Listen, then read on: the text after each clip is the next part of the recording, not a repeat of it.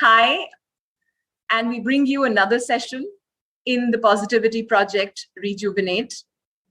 I would start by saying there's a famous quote which says, "Let food be your first medicine and kitchen be your pharmacy." Life is the combination of body, senses, and soul. Ayurveda is a sacred science that brings it all together. It's a sacred science of life, beneficial to humans and Mother Earth. At the Positivity Project Rejuvenate, it is our effort to bring you closer to conscious living. Within this, today's session is Conscious Eating, Building a Healthy Body and Mind by Sudhindra Uppoor. Dr. Sudhindra Uppoor has 20 years of experience as a renowned Ayurvedic physician. He specializes in diagnosing and treating lifestyle diseases using the principles of Ayurveda. He uses herbal Ayurvedic medicines and detox programs to reset your body. Reset is a word that we all want to identify with in today's world. Dr. Uppoor is followed by top celebrities in India, including Bollywood stars, industrialists, fashion designers, and corporates. An MD in Ayurveda, Dr. Uppoor completed his post-graduation from the Gujarat Ayurveda University after getting an undergraduate degree in the subject from Mangalore University. Originally from the village of Udupi in the south of India, Dr. Uppoor moved his practice to Goa. His popularity grew as he treated patients effectively with his deep understanding and application of Ayurvedic principles. He firmly believes that you can prevent a disease before it arises by changing your diet and lifestyle. It is my pleasure to introduce Dr. Sudhindra Uppoor. Hello, Doctor. Thank you, Safia. It's a lovely introduction, and I'm glad that you invited me for this session. I take it as a privilege. Thank you.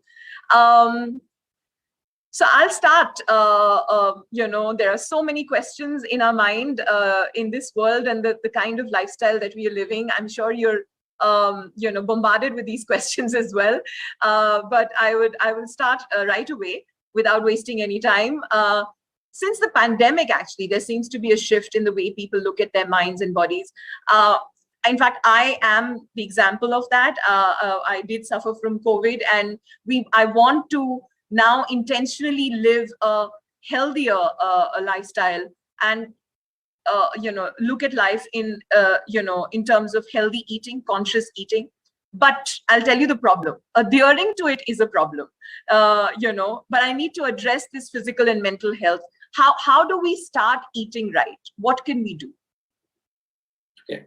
So as you rightly said, the pandemic, I think if you're looking at the negatives of pandemic, there are quite a few positives about the pandemic.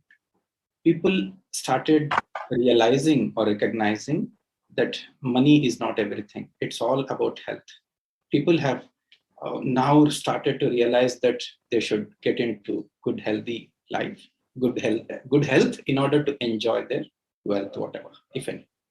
So here, when you talk about pandemic, and you yourself have got into COVID and all this, but don't you agree with me that the COVID has taught us wonderful lessons, has taught us how to be, and what is like, for example, I'm such a busy practitioner, and when the government start that, okay, from 12 tonight, it's the lockdown.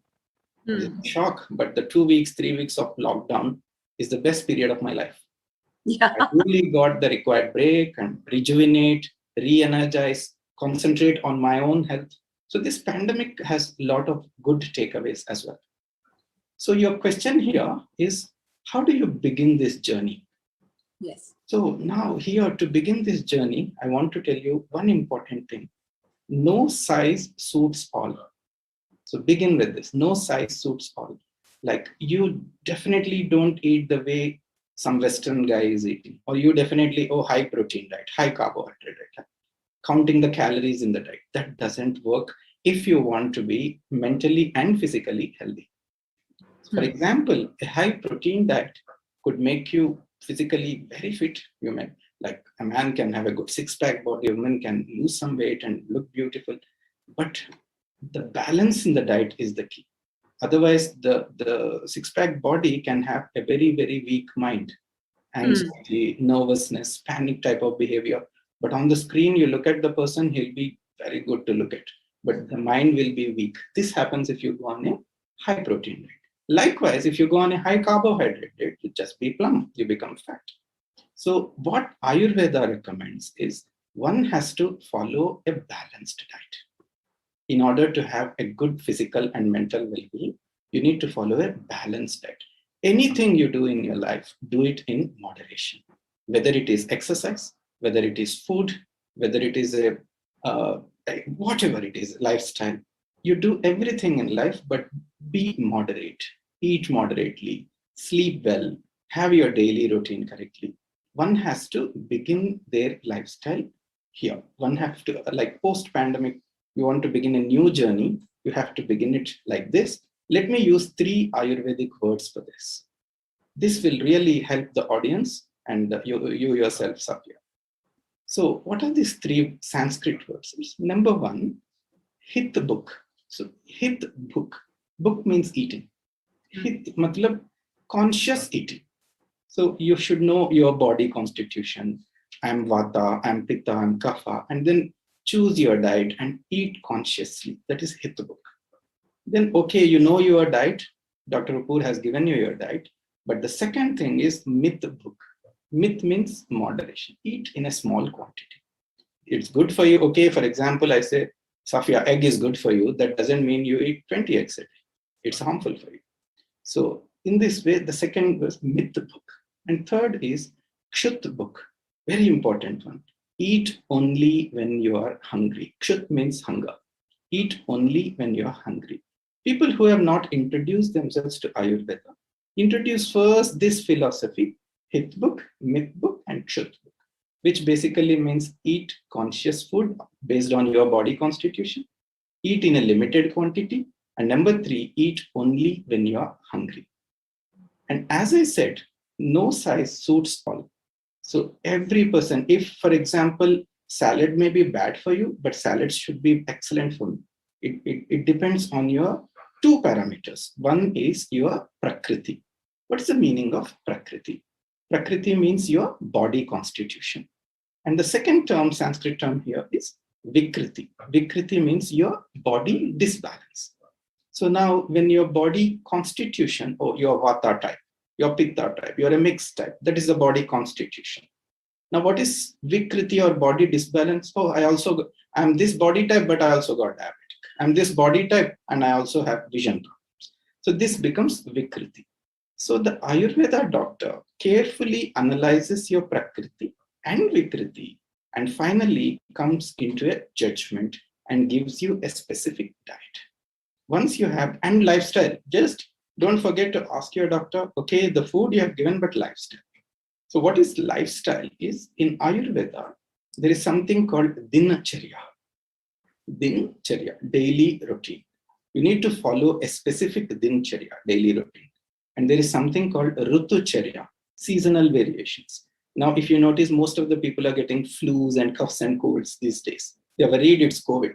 But this is seasonal flu. So there is rutucharya one has to follow during this time. One season leading to another. So you have to, in those gap of 7-8 days, you need to follow a diet and ease up to the diet of the next season. So I'll sum up what you asked. Number 1, you should know your diet, your body constitution, your body disbalance, which is prakriti and vikriti. Then know your diet. Then there is dinacharya, daily routine. Then the third thing is there is rutucharya. In the season, you have to make required changes to your diet. And number 4 is rutu sandhi, where one season is changing into another. You have to be very careful during that time. So this is a whole lot of job to do. So taking off and from, I'm literally, I feel like taking notes, making quite a lot of notes while we're speaking, and I would encourage everybody to do that because there's so many pearls of wisdom that you're giving us. From what you said about hit the book, what is a good balanced diet according to you then? I mean, according to what I should, when I'm hungry, I should eat, but what should I eat? Very good question. So what should you exactly eat? eat as per your body type, as per your body constitution, and as per your body disbalance. So your body constitution, I have not checked you, but as I see you on the screen, I assume your body constitution, roughly, I may be wrong, I have to check to get the right diagnosis, but I assume your Pitta Kapha, your fire, earth, and water combination. So we are all made up of 5 elements, by the way. So your predominant elements, for me, generally, roughly, looks like fire, water, and earth. Based on this Prakriti, then I'll do your Nadi Pariksha, pulse diagnosis. Then I will do your tongue analysis. I will ask you a few questions, know your Vikriti, know your disbalance, and then I will frame a nice, suitable diet. That's how this works. This is just not everybody, oh, salad is super good. Everybody keeps eating salad. A Vata personality eats salad, is gone. The mind blows up. It becomes anxious, nervous, and all this. And say, for example, a Kapha Prakriti person is entertained, is encouraged to have salads. One should know what suits you exactly. And if your friend is eating something, oh, she's looking beautiful, so she's eating this diet, and you follow the same thing, you'll be in trouble. So is there also a way to eat, particular way to eat that makes it easy to digest our food? I mean, what is it exactly? Very wonderful. Like most of us, first thing that should stop for good digestion, because every single thing depends on your Agni. Do you understand the word Agni? Agni Fire. is your digestive fire. Oh, Jhataragni. Agni is fire, you're right. Jhataragni, your digestive fire. You are as good as your digestion. So if your digestion is not good, if there is gas, if there is bloating, if there is constipation, you are heading to some or other disease very shortly. So one should have a perfect digestion. So to have a perfect digestion, the first foremost thing I observe is this meeting and eating. So 7-8 people are sitting together, chatting, eating together, talking to each other. So the first principle is just do not talk while you are eating. So for example, there is a Hindu ritual of Pakram. They put the thread, sacred thread. In that sacred thread, the young boy is taught, when you are eating your food, do not talk. Concentrate on your food, pray your food, chew the food very well, eat slowly, and absorb the energy in the food. So we are talking about some business deal and we are gulping down the food. This is definitely going to, however good the food is, it's going to cause gastric issues.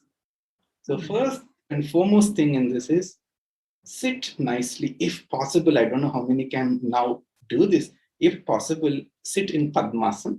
Do you understand Padmasana? Yes. So Padmasana with a straight spine and properly eat your food with hands for sure. So why the hands is, this is Panch Mahabhut.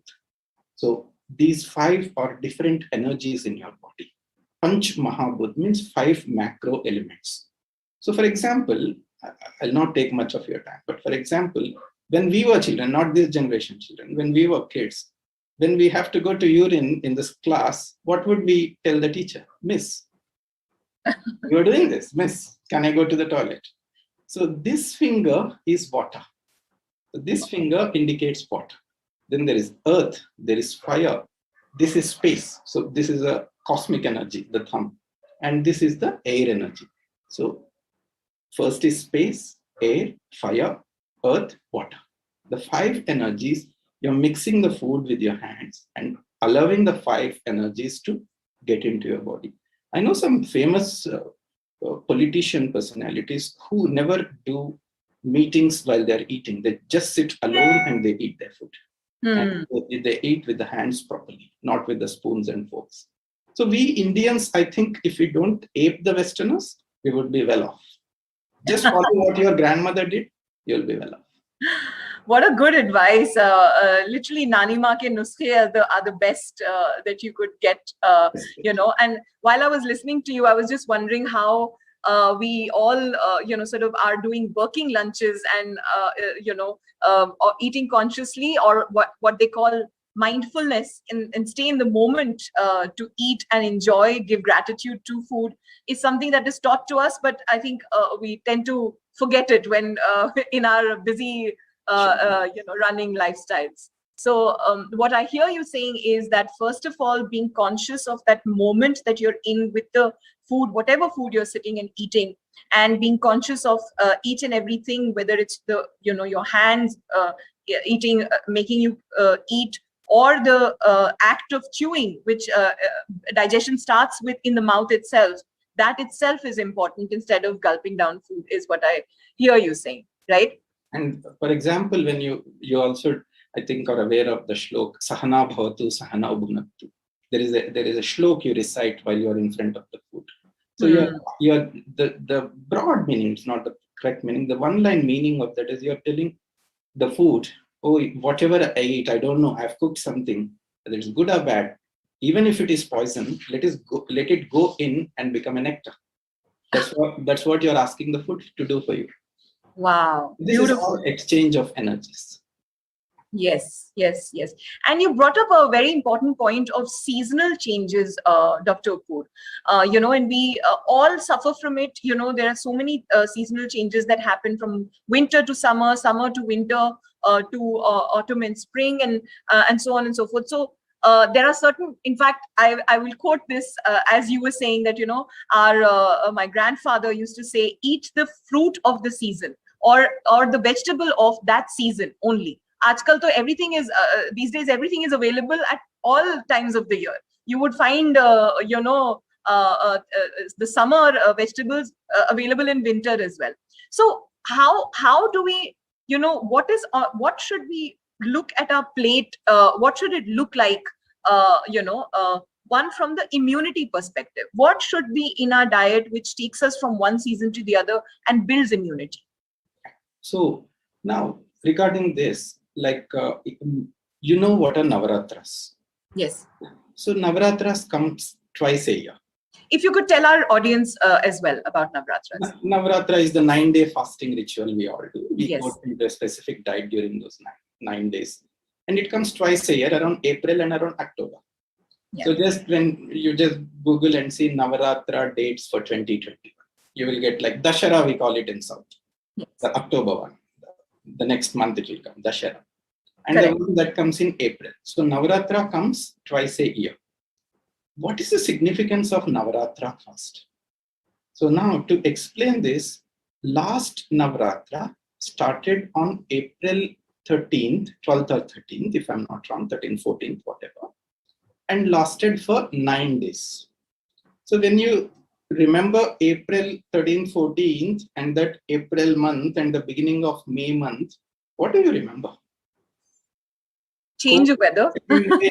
COVID second wave. Yes, COVID second wave. Second wave. People were hospitalizing. There were no beds available. Oxygen shortage. You have all experienced your dear neighbor or a dear family member dying. We have all experienced this. Some of my doctor colleagues have died. So around this time, why do we fast? Why does Ayurveda recommend a Navratra fast? That is the season changing. Your immune system is going to go very, very low during that season. And now another Navratra is going to come in October. So I'm not aware of the dates as of now, exact dates, somewhere in October. But that Navratra, again, the immune system is going to go low. Very many chances of third wave, many chances of again getting into some, if not, God forbid, no COVID, but people are going around Navratras, you get the pitta problems, the red burning eyes, pukey feeling, vomiting sensation, head becomes heavy, neck pains. So the pitta aggravation days. At the time when your immune system is weak, the viruses, the bacteria quickly attack you. In order to prevent that, our ancestors have recommended us, Navratra mein Devi ke naam pe fast kar. Fast in the name of the goddess. So because we Indians, when you, oh God, then we will follow. That's the only reason. But the main reason for this fasting is your own health. Navratra fasting. Say, for example, Christians follow Lent. Yeah. Go on a vegetarian diet for 40 days. There is a significant meaning to that. You're detoxifying yourself from those Yes. red meats, from those chickens, and non-vegetarian food. Then Muslims follow Ramadan. So there is a very good significance to that, provided they eat right when they're allowed to eat. It becomes an ideal fast, and it really purifies the body. So all the ancient cultures have prescribed in one or other way, they have prescribed fasting. Fasting is the best medicine. The Sanskrit word for this is Langhanam Param Aushadham. Aushadh means medicine, Param means best, Langhanam means fasting. Fasting is the best medicine. So when you like, we would have some pets at home. Your favorite pet cat, when it's not feeling well, it just doesn't eat. It just fasts. We force it some milk, we force it some water. It doesn't eat because it knows it can reculture itself when it fasts. There is a shift for it. So in this way, one has to follow the seasonal changes very carefully, because during those Ritu Sandhis, when one season is crossing into another, the immune system is going to become very, very weak. Be very careful during this time. And the second question you asked is, for example, mango. There is a season for mango to have, but nowadays 12 months in a year, mango is available, especially abroad and all that. These type of foods, which are genetically modified, can cause only hazards. That's the reason why we are seeing so many cancers, so many autoimmune diseases. So we need to eat right and eat. My advice to all who are listening to me right now is, please do not eat the GMO stuff, the genetically modified food, whether it is wheat. Now, forget women, men are like, there is a great percentage of men having thyroid problems. This is because of processed wheat, genetically modified wheat. So make your food conscious. Just one sabzi is okay, but make sure that it's not a genetically modified stuff. Make sure it's nicely cooked at home in a nice earthen pot. Eat holistically. Sit in Padmasana and eat if your knees are still folding. If they have not, then forget about it. At least keep your spine straight. And one has to go into conscious living. I think the world is heading towards that gradually. Absolutely, absolutely. Dr. Uppoor, I want to touch upon certain things that you mentioned, like, whether it's abroad or whether it's here, there are trends that happen, food trends that we get to see. A lot of them, I notice, come from ancient Indian wisdom, and our, wealth of knowledge around food and being close to nature. Turmeric is one such thing. Turmeric helps to heal the body, and it's turmeric latte has become a worldwide trend. But it was so basic in our Indian homes. Everybody gives us haldi doodh, right? When the moment you fall ill or you feel a little unwell or have had a physical injury, you always are given that. It's a healing. We always know that it's going to heal you. How does turmeric actually help in healing the body? What is it about turmeric? Okay, so there are, I think, not just turmeric, we should discuss 2-3 important herbs here. The kitchen herbs. One is turmeric, the way it's made popular in the form of curcumin. And second thing is your ginger. And third thing is pepper. So, and ginger, pepper, turmeric are the 3 lovely kitchen herbs which you can use it and create a miracle healing for yourself. So turmeric, for example. So now people have realized there is an active component in turmeric called curcumin that really works. When you're taking turmeric, turmeric has got the best antibacterial properties, best immunity properties. It can treat cancers. It can prevent cancers or help maintain the people who have already got cancers. Ginger. Now, ginger is the best anti-inflammatory drug available. So when you find inflammation in your body, just go for warm ginger water for a week, literally not eat anything or just have some khichdi. The inflammation, the swelling in your body will just disappear. So there is no need to search some miracle herb from Himalayas. Everything is available right at your doorstep. For example, dengue, whatever, the fever. People are running to the hospitals by crossing such a lovely, important herb, giloy. Giloy, they're stamping on giloy and reaching to these corporate hospitals for help. Giloy is one of the best medicine that can help you and dengue. Your papaya plants are all over. The papaya leaf is one of the best medicine available. And platelet drop, that this. So when you look at a disease, just look at your surrounding, the nature which has given you the disease. You definitely have given a herb just next to your door. Yeah, I want to ask you one question while you're on the topic of these foods, especially when you mentioned turmeric, ginger, and pepper.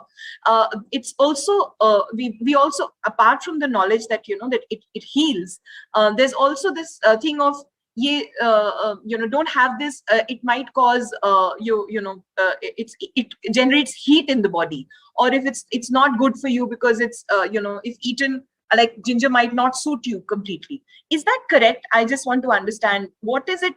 Are these there are foods that cause heat in the body, and then when you said that every types, do these are these over and above for all body types? So when I was a student, one of my masters, one of my teachers, told me an interesting thing. If a medicine or food, when it becomes a medicine, if it doesn't have any side effects, take it for granted that it doesn't have any effects. So make sure that if Ayurvedic medicine, no side effects, very like no problem, that means they don't also have any effects. So every single thing that is available in the world has got certain positive and negative effects. Even you will have so many good qualities. But if you say I'm 100% super good, I don't agree. There will be certain drawbacks, certain negativities in you as well. There will be certain negativities in me more than you. But the thing is, you have to weigh what are the effects. Are the effects better than the side effects? And then take the particular herb. Ginger, pepper, if you ask them, they are heaty. Yes, they are heaty.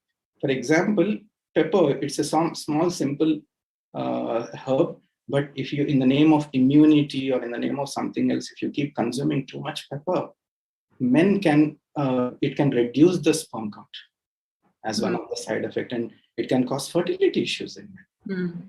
Turmeric, you would be aware that people in the first, when COVID lockdown and the scene created around COVID, we were all locked down in the houses, people started consuming tablespoons together of turmeric.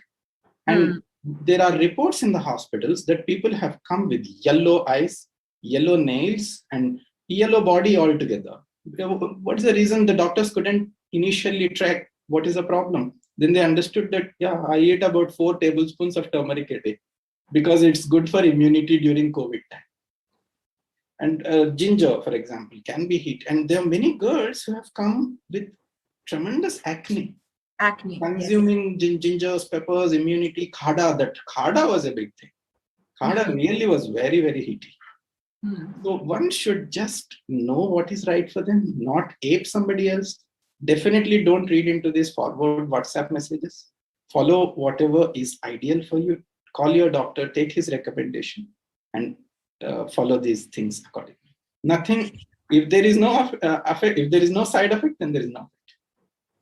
You mentioned kada, and I'm thinking of the cleansing teas that help out flush out toxins. Also, one more point to this is, one is cleansing out teas, but what can we have? Like you said, ginger water, or teas which have some amount of turmeric, which are also sold in the market. But what is the right time to consume it? Again, my question is about timing.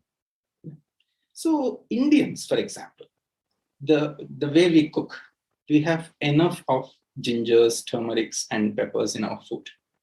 That is more than enough if you are eating like a normal Indian.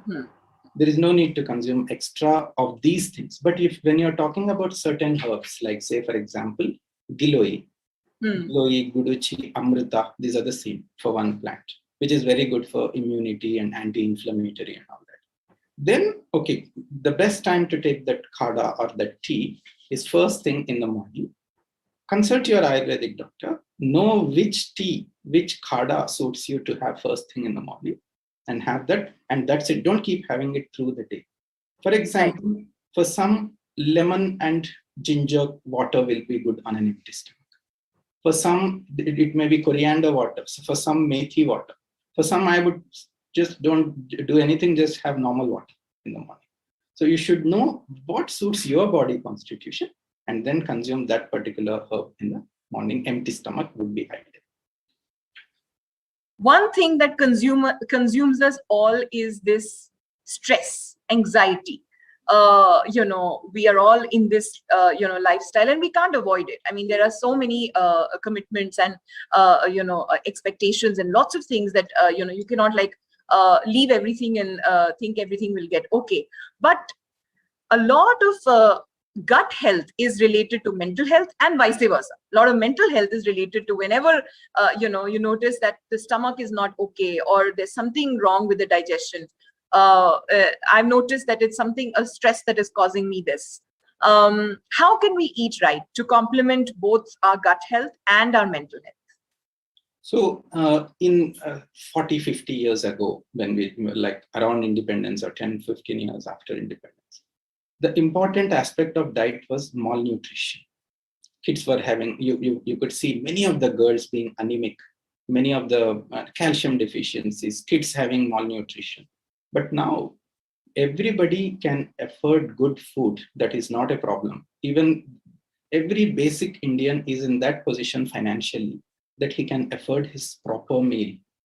The problem today's world is facing is totally different. It's every single disease is centric around the mind.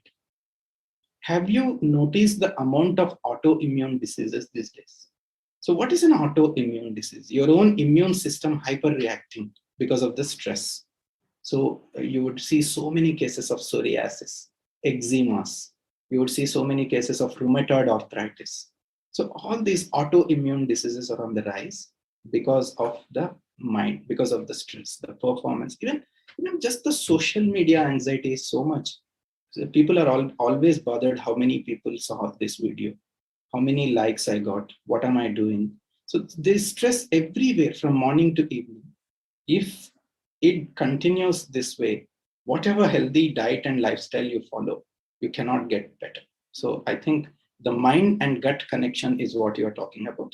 So the mind and gut are directly connected to each other. Your gut microbiomes, your gut flora, your gut good bacteria, all depends on a healthy mind.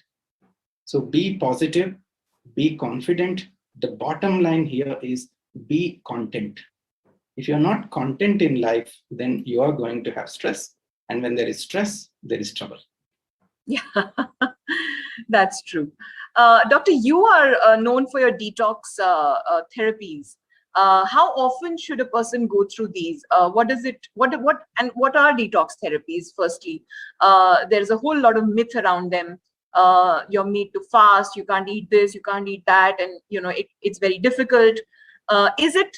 And what is it exactly? And what does it do for our mind and body? Yeah. So every one of us, every single human being, is just a reflection of your gut microbiomes. You are as good as your gut. You have a good flora in the gut, you have good bacteria in the gut, you have microbiome. All these words lead to the same: good probiotic in your gut, good flora in your gut. If that is not there, your mind may not be active, your body may not be active, you may get autoimmune diseases. So Ayurveda believes that every single problem, the solution for every problem is to clean your gut and keep a healthy gut. As a student, when there were like so many diseases mentioned in the Ayurveda text, when it comes to treatment, when we are reading those textbooks, when it comes to treatment, clean the gut, clean the gut. What is this? For everything, clean the gut, clean the gut. Now we understand how important that is to keep a healthy gut. So what the detox program is all about, and you have also asked whether it is tough. Yes, it is tough. You're going to be on a very, very, very restricted diet. And a thorough detox will be like complete fast, but we are giving at least some basic food during detox. And then because we take off every Sunday, doesn't our gut need an off? That is fasting. So you have to give an off to your gut also. And then we stimulate the toxins from different parts of the body into the gut. When the toxins are right there in the gut, expel them by a strong purge, clean them out. There is MSS, there is purgation, different types of cleanings. And after the cleaning is done, introduce fresh microbiome, fresh flora, fresh bacteria in the gut. This is called the detox program. Like no pains, no gains, 7 days, 14 days, 21 days. Do it once a year. You can enjoy very good health. And girls like you can enjoy very, very good skin, hair, and body.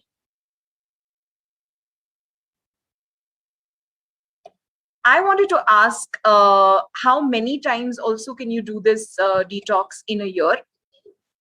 If you are a healthy person, just want to keep up your good health, you just have to do once a year.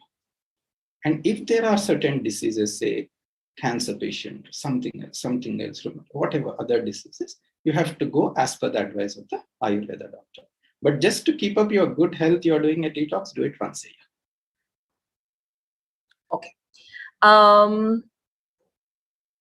also wanted to ask, where they say your plate should have many colors to make sure the right vitamins, minerals go in. Can you elaborate on how this works on our system? How do you incorporate colors in your food? So when it comes to, I can twist this into an Ayurvedic way. Like there are 6 tastes. Ruchi. Ruchi means taste. So there are 6 tastes. Sweet, salt, sour, then pungent, spicy, bitter, and astringent. There are 6 tastes. Astringent is that khada taste. Bitter, sour, sweet, spices, So the 6, your food, when you have the food, should have all the 6 tastes. Then it becomes a balanced food. So because one taste compensates the other. For example, in Ayurveda, you're supposed to eat sweet first. Any meetha you're eating. There was no white sugar when this science was written. But when you're eating a wholesome jaggery dish or something like that, or maybe a carbohydrate, it has to be eaten first. Then followed by the main course will have the spicy, salty, and sour foods. Then here you have to earn your sweet by taking something bitter. So you have enjoyed your sweet. To cut it out from the body, you need to have something bitter. And after bitter is the astringent taste in the end. So for example, chas, buttermilk is astringent. That's why in Indian culture, we like say if you have gone to a Gujarati thali, you would have eaten, they would serve you a sweet first, peta halwa or something like that first. And in the end, they keep a buttermilk glass next to you. So buttermilk is astringent. So you have to have your food with all the 6 tastes and in the same manner. Sweet, salt, spice, sour, bitter, astringent. And I'm looking at all the questions. I want to cover everything before we let you go. There's so much knowledge, and we have just about 7-8 minutes left. But what is the role that thought plays when you're eating? You did touch upon it, and you said that but I want to understand when sometimes one eats a lot. When we are stressed out, we tend to eat, or we tend to lose appetite when we are not okay, sad, something like that. So how do you control your thoughts while eating? Yeah. So basically, when it comes to work, say for example, lunch as per Ayurveda is supposed to be the best meal of the day. So you have not the Western way of having a heavy breakfast. Ayurveda doesn't tell that. Ayurveda recommends that from 10 a.m. to 2 p.m., your Agni or your digestive fire is at its peak. So that should be the best meal of the day. You can enjoy your carbohydrates, etc. during that night. Never eat carbohydrates. But when you're sitting for your meal, switch this off and concentrate on your food and enjoy every single flavor of the food. And also, let us be very practical. Do not keep accusing or abusing your cook. Isme namak kam hai, isme salt jalsa. Be happy, enjoy your food, chew the food very well. The moment you chew the food well, you will eat less. When you're gulping the food down, you will start eating more and more. And keep praising the food, whatever. Just imagine somebody who doesn't even have that what is in front of you. So, and keep appreciating that. Make sure there are all the 6 tastes. chew the food well, thank the God that you have got that food today. And if you don't like your cook, take him out, but don't keep abusing him, because that food will get a lot of negative energy. Energy is all about, it's all about the energy. So are there any natural mood enhancers in food? Are there any foods which are natural mood enhancers? So this is the problem with people who do not touch carbohydrates and sweets at all. They're always, they're very slim for sure. They have a good six-pack for sure, but they're always sad. You could see so many foreigners. So they don't eat carbohydrates, but depression, anxiety. So that's the reason why you're supposed to have a balanced food. A little bit of, not white sugars I'm talking about, a little bit of something made out of jaggery to begin with. Then have a very moderate quantity of carbohydrate. Then make sure that there is protein taken care. Make sure that there is 3% in your food of fat, cow ghee, etc. And in the end, make sure there is something astringent like a buttermilk or a dahi or something. Have a balanced diet. Just eat chicken 2 times a day or 3 times a day. This is going to go crazy. That is true. That is true. Balance is the key to life, as they say. Dr. Uppoor, it's been, I can't tell you, I'm constantly looking down and taking notes as well as you're speaking. And we would love to know more. But is there something that you would like to say to our viewers, our listeners who have joined in from different parts of the world, actually? We've had speakers from Australia and America and people who are joining in. Is there one thing known as a universal elixir for living a disease-free life? What is your mantra that you would give? Be happy. Just be happy. That see, materialistic things should not dictate your happiness. A big car should not dictate how happy you are. A big house should not dictate how happy you are. Be happy from within. You see a small child in the slum areas, small baby, 3-4 year old, running around playing. Is he happy or are you happy? He's the one who is really happy. So just try to just cut and the chains around you. So I think you need to just break the chains around you and be free and be happy. This is going to be, we all are not going to live more than 90 years for sure. So, and 40 of them have already gone. So just live each single day happily, peacefully, and don't be chained by somebody else. Be free. Thank you. Thank you, Dr. Uppoor, for spending so much time with us and giving us such valuable knowledge. I would like to thank on the behalf of Positivity Project Rejuvenate. Rejuvenate is a word that I want to associate with your science, which is Ayurveda. So any parting words that you would like to say to the Positivity Project Rejuvenate? So rejuvenate is such a wonderful term that is picked up from an Ayurveda book, like a Sanskrit word, Rasayan. So Rasayan is not your Hindi ka chemical. It's not that. Rasayan is rejuvenate. So there is something called Rasayan Chikitsa, Rejuvenation Treatment. So we all have to do it once a year. Rejuvenate your mind, body, and soul. Then you will be like, you will definitely be in that happy space. So happy space is the key. Thank you, Dr. Uppoor. Nice meeting you. Namaste.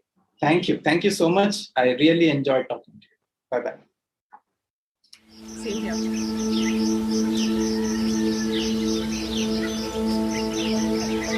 हर सुबह शाम मैं तुमसे मिलता हूँ।